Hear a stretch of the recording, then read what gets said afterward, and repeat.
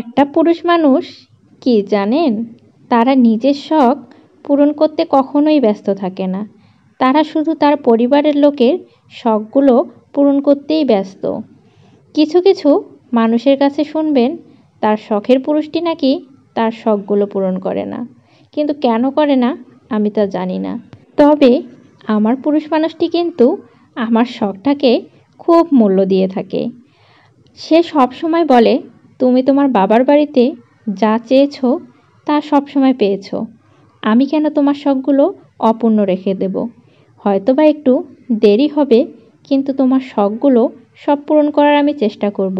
এই কথাগুলো শুনলেই কিন্তু মন ভরে যায়। আর কথাগুলো কিন্তু সে এমনি এমনিও বলে না। সে আমাকে একটু ধৈর্য ধরতে বলে, কিন্তু সে আমাকে সব থেকে ভালো জিনিসটা দেওয়ার চেষ্টা করে। আমি কিন্তু তাকে কখনো অ্যামাউন্ট ধরেও দেই না যে আমাকে এই টাকার মধ্যে এটা দিতে হবে। কারণ আমি জানি তার উপর আমি নির্ভর করে থাকলে আমার জিনিসটা সব থেকে বেস্ট হবে। এটা আমি বুঝে গিয়েছি। যার কারণে কখনো বায়না জিনিসটা ঘন ঘন আমি তার কাছে করি না। কারণ সে তার সব থেকে মূল্যবান কিছু দেওয়ারই আমাকে চেষ্টা করে। যাই হোক, আজকে আমার একটা কাজ করার জন্য আমি চট্টগ্রাম শহরে যাচ্ছিলাম। আমি কয়েকদিন ধরে আপনাদেরকে ভিডিওতেও বলেছি, লাইভেও বলেছি যে আমার আগের ফোনটি অনেক সমস্যা করছে, যেটা দিয়ে আমি কোনো কাজই ঠিকমতো করতে পারছি না। যার কারণে আমরা আজকে ফোন কিনতে শহরে যাচ্ছি। কয়েকদিন ধরে ফোন কেনার জন্য যেতে চাচ্ছিলাম, কিন্তু হচ্ছিল না। তারপরে অবশেষে আজকে সময় হয়ে গেল, আজকে ফোন কেনার জন্য গিয়েছি। আর এই যে 2 ছোট ভাইকে ডাকা হয়েছিল, তারাও চলে এসেছে। তারা ফোন সম্পর্কে অনেক বেশি অভিজ্ঞ এবং এই কারণেই তাদেরকে ডাকা হয়েছে। এখন আমি আমার ফোনটা আনপ্যাক করে আপনাদেরকে দেখাচ্ছি আর ফোনটা কেমন হলো। সবশেষে ডিসিশন নিয়ে এই ফোনটাই নেওয়া হলো।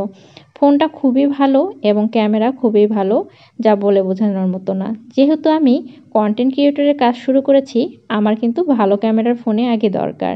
যার কারণে এই ফোনটাই শেষ পর্যন্ত চয়েস করা হয়েছে, সব কিছু দেখে শুনে নেওয়ার পর। ফোনটা পেয়ে কিন্তু আমি আসলে অনেক বেশি খুশি হয়ে গিয়েছি। যদিও বা বাজেটের বাহিরে গিয়ে আমার ফোনটা কেনা হয়ে গিয়েছে, আসলে করার কিছু নেই। আমি তারপরেও আমার জামাইকে বলেছিলাম যে এত দাম দিয়ে ফোন নেব না। সে তারপরও বলছিল, না তুমি হচ্ছে এটাই নেবে, কারণ সে এটা বাসা থেকেই চয়েস করে এসেছিল।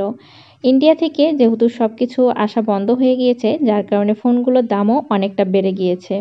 কিন্তু করার কিছু নেই, ফোনটা কিন্তু দাম হিসাবে ক্যামেরাও জাস্ট অসাধারণ, যা বলে বোঝানোর মতো না। আজকে অবশ্য আমি কয়েকটা ভিডিও আমার এই ফোন দিয়ে আপনাদের শর্ট রিলগুলো দিয়েছিলাম। হয়তোবা অনেকে বুঝতে পেরেছেন যে আমার হচ্ছে এই ফোনের ভিডিও কোনগুলো। আসলে অনেক স্বচ্ছ এবং ক্লিয়ার আসে ভিডিওগুলো, যা বলে বোঝানোর মতো না। আর এখানে আর 2টা শখের জিনিস আমাকে কিনে দিয়েছিল, যেগুলো আসলে দিনে দিনে দাম বেড়ে গিয়েছে। 1 বছর আগে এগুলোর দাম 800-900 টাকা কম ছিল, সেখানে 800-900 টাকা বেড়ে গিয়েছে এই জিনিসগুলোর। সেগুলো কিনে দিয়েছে। জিনিসগুলো কেমন হয়েছে অবশ্যই আপনি জানাবেন।